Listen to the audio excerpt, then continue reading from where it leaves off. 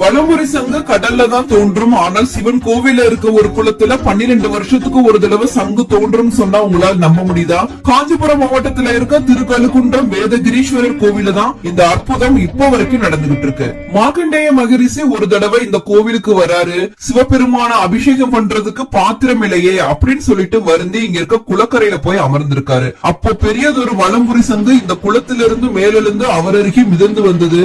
அதை கண்டு மனமகிழ்ந்த மார்க்கண்டேயர் அந்த சங்கை கொண்டு ஈசனை நீராட்டி பூஜித்தார். அன்று முதல் 12 ஆண்டுகளுக்கு ஒரு முறை சங்கு தீர்த்தத்திலிருந்து வலமுறை சங்கு தோன்றி மிதந்து வருவது வழக்கமாக இருக்கின்றது. சங்கு தோன்றுவதற்கு அறிகுறியாக குளத்தின் ஓரத்தில் நுரை வருவதை காணலாம். மறுநாள் ஓங்கார சப்தம் கேட்கும். உடன் சங்கு வெளிவந்து நீரில் மிதக்கும். அப்போது தயாராக இருக்க குருக்கள் குளத்தின் நடுவே சென்று அதை எடுத்து வந்து சுத்தப்படுத்தி பொட்டிட்டு பூ வைத்து பின் மேலதாளத்துடன் கோவிலுக்கு எடுத்து செல்வர். மார்ச் 2024 12 வருஷத்துக்கு அப்புறம் சங்கு தோன்றி இருக்கின்றது.